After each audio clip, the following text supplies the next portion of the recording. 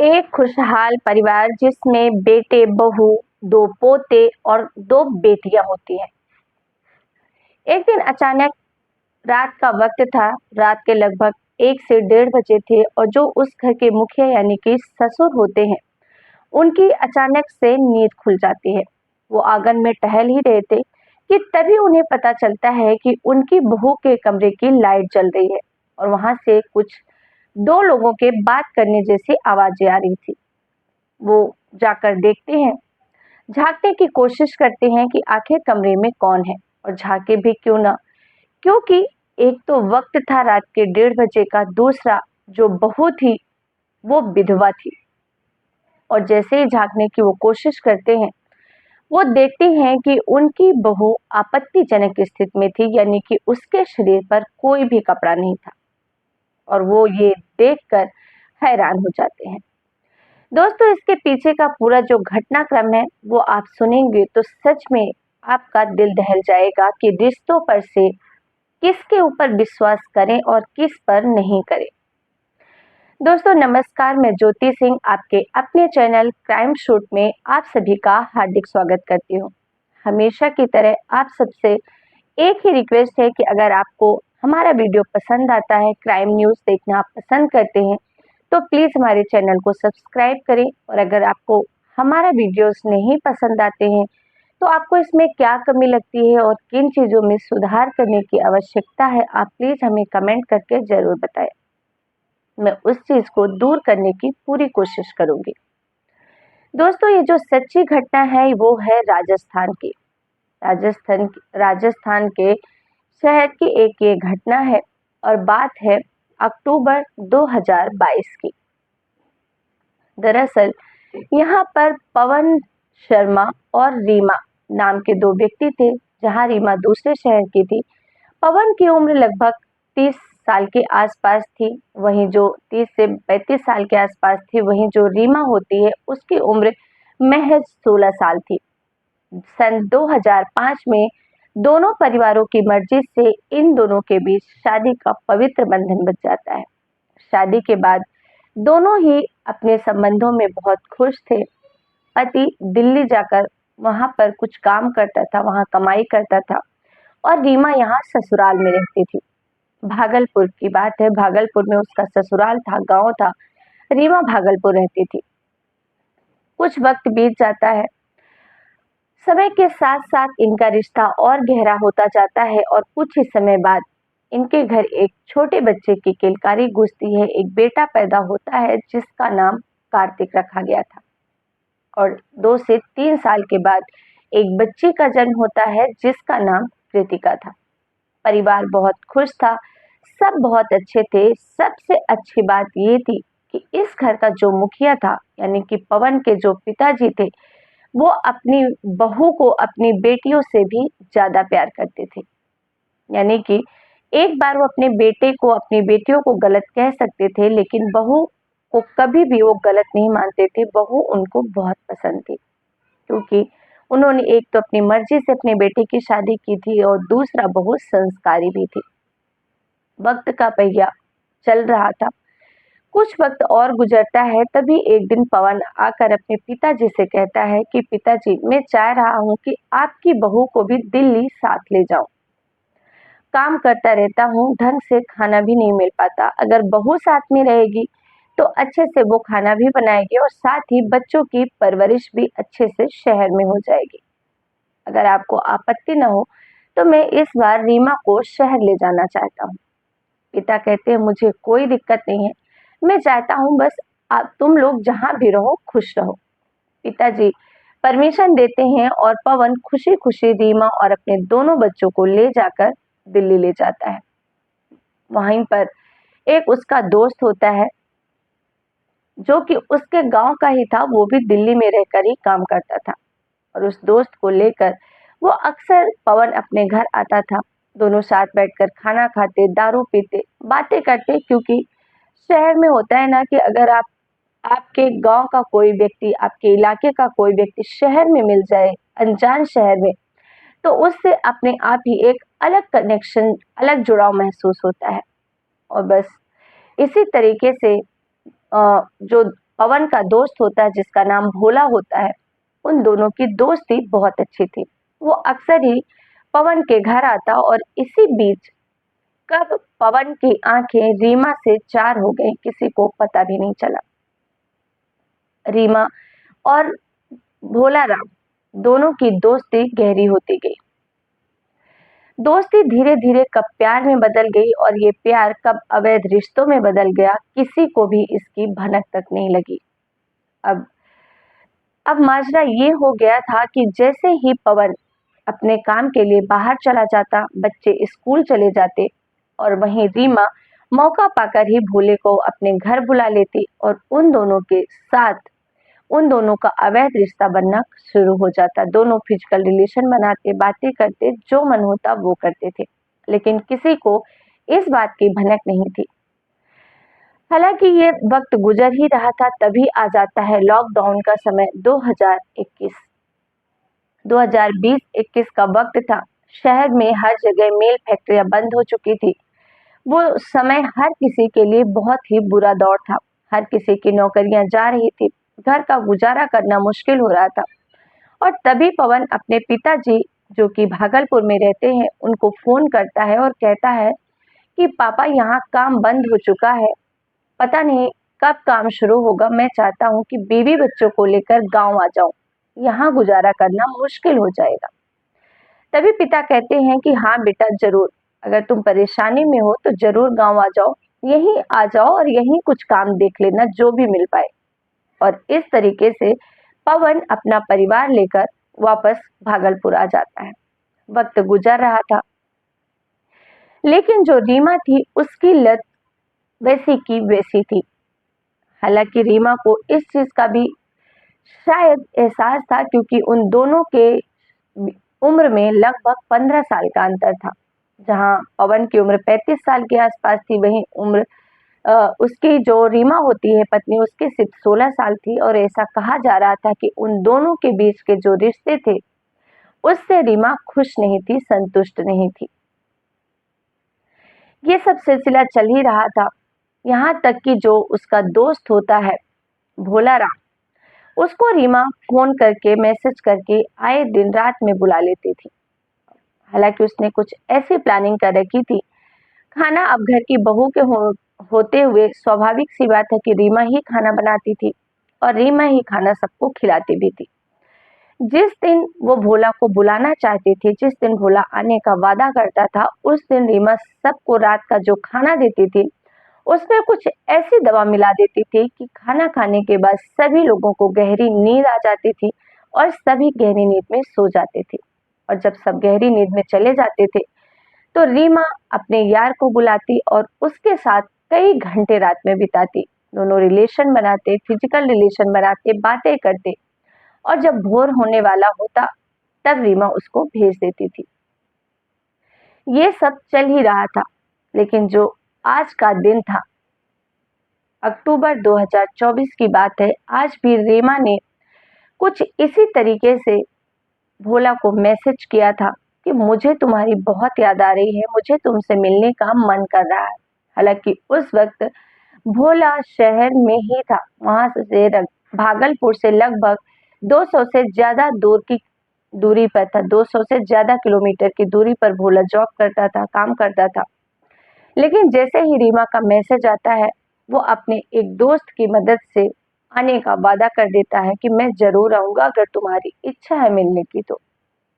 और रात के करीब 11 बजे वो वहां घर पहुंचता है। सभी लोग आराम से सो रहे थे। एक कमरा था जिसमें 2 चारपाई रखी हुई थी। एक चारपाई में दोनों बच्चे सो रहे थे, कार्तिक और कृतिका भाई बहन, जो कि छोटे छोटे बच्चे थे, जिसमें से एक की उम्र 6 साल और एक की लगभग 3 से 4 साल थी। वहीं दूसरी चारपाई पर पवन सो रहा था, जो कि रीमा का पति था। और इसी बीच रीमा पति के साथ सो रही थी और वो उठती है, दरवाजा खोलती है और जो उसका दोस्त भोला होता है उसको अंदर बुलाती है, कमरे में ले जाती है। वहीं भोला के साथ जो एक दोस्त वहां से आया हुआ था उसके साथ, वो बाहर ही रहता है। भोला उसको कहता है तुम यही इंतजार करो, मैं आता हूँ, उसके बाद वापस चलेंगे। खैर रात का वक्त था।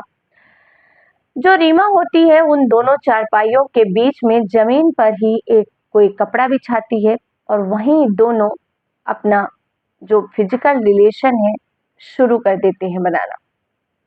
क्योंकि रोज की तरह रीमा को यही अंदेशा था कि सब लोग गहरी नींद में हैं, किसी को कुछ पता नहीं चलेगा। क्योंकि रीमा के लिए कोई पहला दिन नहीं था, वो वहीं पर हमेशा ऐसे किया करती थी। और पवन दवाई की वजह से इतना ज्यादा नशे में रहता था, नींद में रहता था कि उसे कभी पता ही नहीं चला। लेकिन आज शायद होने को कुछ और ही मंजूर था। ये सब उन दोनों का चल ही रहा था कि तभी अचानक ही पवन की नींद खुल जाती है। पवन की नींद खुलती है, वो देखता है कि उसकी बीवी उसके ही गांव के रहने वाले लड़के भोले के साथ गलत अवस्था में है। दोनों ही बिना कपड़ों के हैं और ये देखकर जो पवन होता है वो शॉक्ड हो जाता है और खड़ा होता है और बाहर जाने की कोशिश करने लग जाता है और बहुत चिल्लाता है अपनी पत्नी को, बहुत भला बुरा कहता है और ये भी कहता है कि इसकी कीमत तुम्हें जरूर चुकानी पड़ेगी। अब जैसे ही वो गेट की तरफ जाता है, गेट खोलने के लिए कि घर के दूसरे लोगों को बताया जाए, जो रीमा होती है वो अपने पति का पैर पकड़ लेती है और माफी मांगने, रोने, गिड़गिड़ाने लगती है कि प्लीज मुझे एक बार माफ कर दो, अब ऐसा नहीं होगा। लेकिन पवन था कि वो मानने के लिए तैयार नहीं था और शायद कोई भी पति होगा वो बिल्कुल भी नहीं मानने के लिए तैयार होगा, क्योंकि ये मतलब सोच से परे चीज थी। अपनी पत्नी को किसी और के साथ इस अवस्था में देखना मरे के बराबर ही था उसके लिए। पवन बाहर जाने की कोशिश कर रहा था, लेकिन तभी जो भोला होता है वो उठता है और पवन का मुंह दबा लेता है। एक तरफ जहां पत्नी पैर खींच रही थी, वहीं उसका जो बॉयफ्रेंड था वो पवन का मुंह दबा रहा था, लेकिन पूरी कोशिश करने के बावजूद वो पवन को रोक नहीं पा रहा था और उसको लगता है कि पवन चिल्ला देगा। तभी भोला पवन का गला दबाने लग जाता है कि ताकि इसकी आवाज नहीं निकले। और वो गला दबाते दबाते कब उसकी पकड़ तेज हो जाती है उसको भी पता ही नहीं चलता और उसका गला दब जाता है। और इधर पत्नी पैर तो खींच ही रही थी और जैसे ही वो पैर जोर से खींचती है, पवन वहीं धड़ाम से नीचे गिर जाता है। और ऐसे अचानक गिरने की वजह से उसके सिर में बहुत ज्यादा चोट आती है, खून बहने लग जाता है और वहीं पर उसकी मौत हो जाती है। दोनों उसकी नब्ज चेक करने की कोशिश करते हैं और देखते हैं कि पवन तो मर चुका है। अब वो दोनों शॉक्ड हो जाते हैं, उन्हें समझ में नहीं आ रहा था कि अब करें तो क्या करें। हालांकि घर के दूसरे लोग सभी अभी भी इत्मीनान से सो रहे थे। किसी को कुछ अंदाजा ही नहीं था कि इस घर के बेटे की हत्या हो चुकी है। और तभी भोलाराम गेट के पास जाता है और जो उसका दोस्त बाहर खड़ा था उसको कहता है कि तुम जल्दी अंदर आओ, कुछ गड़बड़ हो गई है। उसका दोस्त भी अंदर आता है और कमरे में आकर जो पवन होता है उसकी लाश को कपड़ों में लपेटते हैं और लपेटने के बाद वो दोनों रीमा से कहते हैं कि तुम यहाँ का साफ सफाई करना, यहाँ का जो भी हो तुम अपने तरीके से संभाल लेना, इसको हम ठिकाने लगाते हैं। पवन की बॉडी को लेकर भोला राम और उसका दोस्त चले जाते हैं और यहीं महज 500 मीटर दूर पर एक नदी बह रही थी, वहीं ले जाकर उसके ऊपर एक 20 किलो से भी ज्यादा का पत्थर बांधकर उसी नदी में फेंक देते हैं। और फेंकने के साथ ही पवन के जो बॉडी था वो नदी में डूब जाती है, यानी कि ऊपर नहीं आती है। वक्त गुजरता जाता है, अब सुबह होती है। जब दूसरे सुबह होती है तो रीमा उठते ही रोने धोने का नाटक करने लग जाती है। ससुर कहते हैं कि क्या हुआ, तो कहती है कि पता नहीं ये सुबह सुबह कहाँ चले गए हैं और मैं काफी समय से इनका फोन ट्राई कर रही हूँ, फोन भी नहीं उठा रहे हैं। पहले तो पिता कहते हैं कि कहीं गया होगा, कुछ काम आ गया होगा, आ जाएगा। लेकिन पूरा दिन गुजर जाता है, शाम आ जाती है, लेकिन कहीं भी पवन का कुछ पता नहीं चलता। और उसके बाद पिता परेशान होकर पुलिस स्टेशन जाता और कहता है कि साहब मेरा बेटा रात से लापता है, तलाश कीजिए। पत्नी से पूछा जाता है कि कैसे गायब हुआ, तो पत्नी कहती है कि शाम को तो साहब हम सब लोग खाना खाकर अच्छे से साथ में सोए थे। सुबह जब मेरी नींद खुली लगभग 4 बजे के आसपास, तो देखा कि पवन बिस्तर पे नहीं थे और उसके बाद से आगे क्या हुआ मुझे कुछ भी नहीं पता। हालांकि यहाँ पर पुलिस को भी रीमा पे शक भी हुआ था कि अगर लास्ट टाइम पति रीमा के साथ ही था तो रीमा को इस बारे में जरूर पता होगा, कुछ जरूर छुपा रही है। लेकिन जैसे ही पुलिस कोशिश करती सख्ती से पूछताछ करने की रीमा से, तो ससुर सामने खड़े हो जाता। वो कहता कि साहब, मेरी बहू का इसमें कोई दोष हो ही नहीं सकता। मेरे बेटे से ज्यादा मेरी बहू पर मुझे भरोसा है और मेरी बहू मेरे बेटे के साथ कभी गलत नहीं कर सकती। इतने सालों का एज में अंतर होने के बावजूद मेरी बहू ने हमेशा अपने पति को पूरा सम्मान भी दिया है और उसके साथ खुशहाल जिंदगी भी गुजारी है। और इसीलिए आप मेरे बहू पर कोई भी लांछन मत लगाइए। और इस तरीके से पुलिस चाह कर भी कुछ नहीं कर पा रही थी। वक्त बीतता जाता है, 1 महीना, 2 महीना, 3 महीना। हालांकि रीमा अभी तक उसके टच में थी भोला राम के, जो उसका प्रेमी था। फोन पे बात भी होती थी। हालांकि वो कुछ महीनों तक उसे मिलने नहीं बुलाती है, डर की वजह से कि कहीं किसी को पता नहीं चल पाए। लेकिन जब रीमा को लगता है कि मामला ठंडा हो चुका है, 4 से 5 महीने गुजर जाते हैं, तो रीमा ने अक्टूबर 2022 को ये मैसेज किया था कि मुझे तुम्हारी याद आ रही है।